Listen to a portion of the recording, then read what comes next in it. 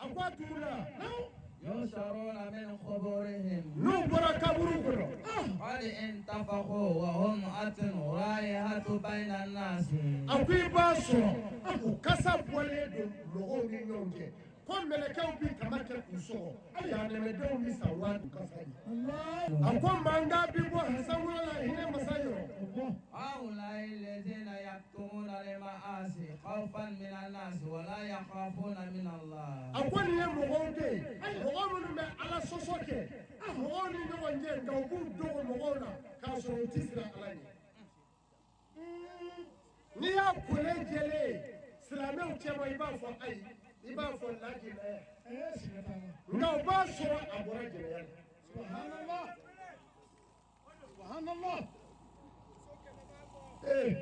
لا هرا ودب ولي كيبو كسر ميدي جانو مدو بيبو كساني الله أكبر كسر كويا داي أيا حكي سجي الله لا فهذا جزاؤهم ومصيرهم إلى النار ألا كو سيرو تجويا سيرو تولا تسمع والله والله لا جاء رجل إلى أمير المؤمنين علي بن أبي طالب أقول تجدنا سيدنا علي ما كان ينقلنا كان لا قال أقول أسألك عن 4 مسائل أقول علي ناني بنفي كاكري بجابي لا ما هو الواجب وما هو الأوجب أقول علي فاج من الواجب على كجونا فاج من الواجب كتم واجب لك أفنينا لا الواجب أقول واجب من علي كوتي عبادة الله أقول واجب تفهمه وهي على بطري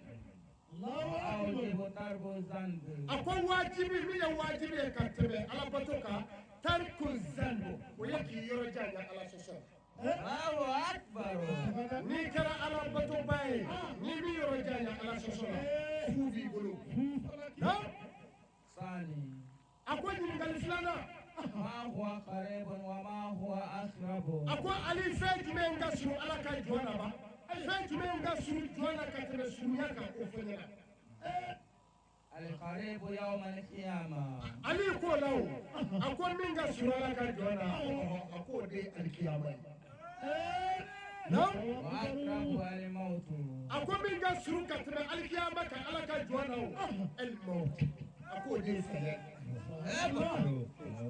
أزيد ليلة دوبرة سيأكل على كشيداما آمين نوتة دوبرة سيأكل بلاي كادو إيه أي نمانجة نني أو سيابي كجود نيني والله يلا كساتي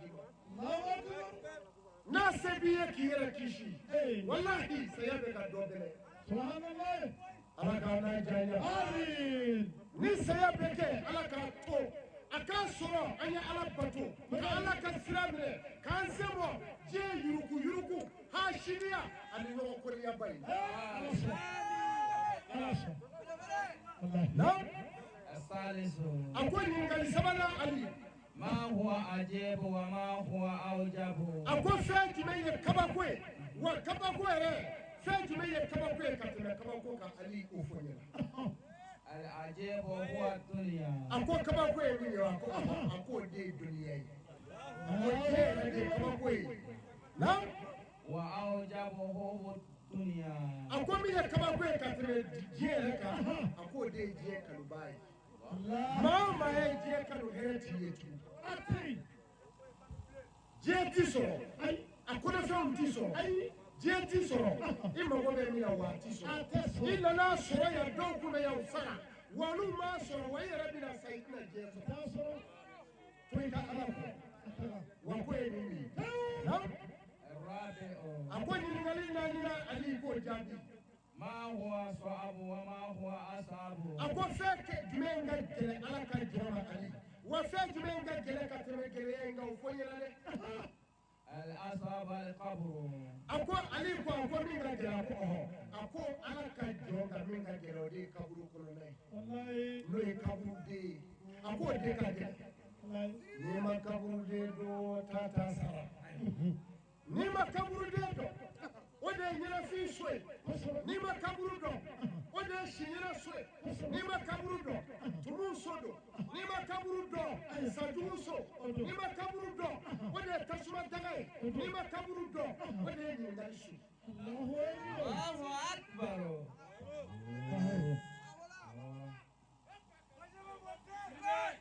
Ala a ye sukolaw wele ka na a k'u ɲininka dɛ ko su bɛ cogo di ba n ko kɔɔri mugu bi cɛ ka dɔw dagiri su damɛ kunkolo kan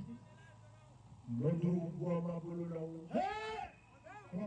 muso in kunsigi fɔlen bɛ ni biɲɛ ye a kun ye kunsigi min fa ka lɛni don a la kɔni biɲɛ kɛlen bɛ ka mɛsi ni fugodi k'u da kɛrɛfɛ ko in fɔli jɔ musokɔrɔba dɔ n'i sigi a kɔfɛ k'a minɛ dɔ k'a foli n'o tɛ kunkolo n'a kɛmɛ kudi a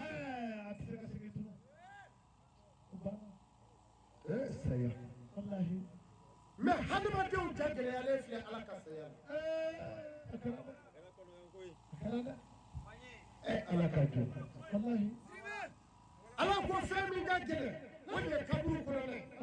o kaburu kɔnɔ la a ko min ka gɛlɛn n'o ye ka t'i da kaburuden kɔnɔ i ma farada seli ka da kaburuden kɔnɔ sanfo juru b'i la ka da kaburu kɔnɔ i ma nafila seli ka da kaburu kɔnɔ i ma ɲumanya kɛ a k'o de ka gɛlɛn kaburu yɛrɛ kɔnɔ dɛ. Allahu Akbar.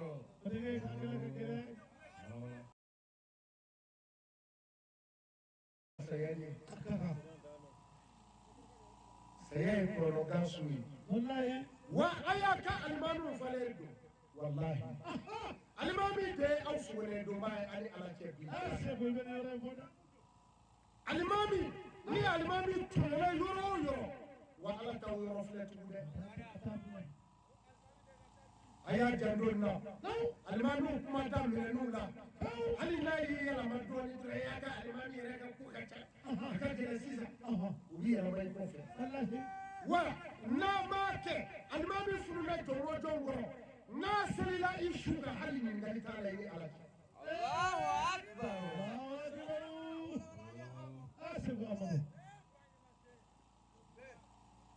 maa min bɛ e sogolen don i ni ala cɛ n'o kɛra i fa de ye i ka cɛ la sara bɛ alimamiya la na. Qala Allahu ta'ala. ala ko ala min ka se kɔrɔ ta. Ma salakakum fi saqara. n'o kɛra sa ko jahanɛmɛdenw bɛ jahanɛmɛ kɔnɔ alijinɛdenw sigi mɛn u bɛna ɲininkali kɛ jahanɛmɛdenw na nɛgɛjɔlɔkɔ kɛ bɛ k'u minɛ k'u fereke ko ma salakakum fi saqara a ko mun y'aw se tasuma in dɔ ye na. Qalu lam naku minal musallina. u bɛ n'u kan dɔn k'anw ye maaw de ye anw kun tɛ seli jɔbaw dɔ ye an bɛ nin bɛɛ la dɔ den bɛ fa dɔ fɛ ye nin ala ko ye wa nin seli ko ye wa est ce que maa ni maa b'i jɛ kaburu la wa a y'a to yen Allahu Akbar. kana tuubi kuma la a Isa tɔ don Isa tɔ don an bɛ nin bɛɛ la boli bɛ dɔ bolo a bɛ ka k'a sɔn boli b'i bolo i bɛ ka k'a sɔn ne de ko e ma a kɛ ala kama i tɛ boli in yira la an ka boli in bɔ yen an ka jɛ ka ala ta kɛ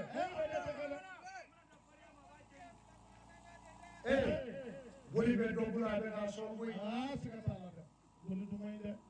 a ye bolitigiw a ye dɔw fɛ san'i ka halaki ala fɛ walahi ala ko suratul fatiri samawati wal ard a ko aw bɛ ka boli minnu wele lahara boli ninnu bɛna fɔ ala y'a ko ala wulu dɔn an kun t'a kalama ala an y'u ɲininka ala anw ma deli k'u jaabi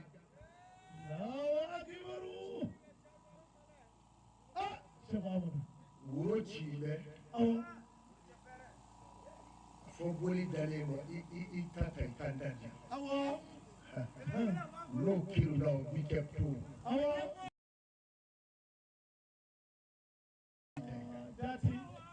boli a b'a ta ɲini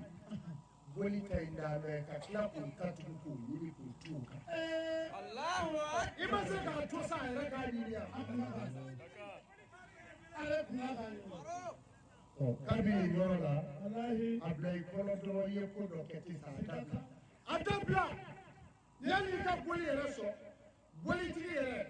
a bɛ n'a fɔ boli ma fɔlɔ ko tu bisimilayi a tɛ tu ko boli tigɛli la fo bisimilayi ala. Allahu Akbar. Ni boli b'i da dɔrɔn a kan k'a fɔ de ko wuli ka bɔ. Allahu Akbar. Tu. N'a bɛ fura tigɛ ko tu bisimilayi. Ko n tigɛra fɛn bɛɛ la ko fɔ e ala. Ayiwa n'i taara i sɛbɛn o la i yɛrɛ fa. A ye bolo da kɛrɛfɛ. Walahi boli tigɛ ala ye nkalon bi. Wallahi boli ko da ye alikamba ta ye. Boli 300 ani kɔ mɛ foyi ma y'a la foyi fɔ nkalon f'i ma. Boli ko da ye Nabila Ibrahima ka dugumɔgɔw ta ye.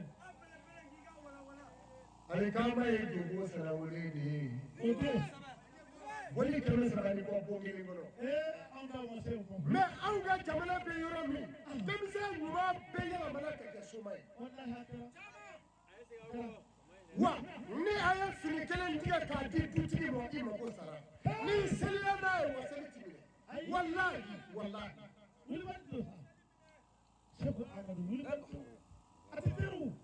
nka juru bɛ sɛgɛn kana o kamalen n'i bolo kana. A ko anw jaanimɛdenw kun ye maaw ye an tɛ misikinaw ladumuni wa an t'u ladumuni baw.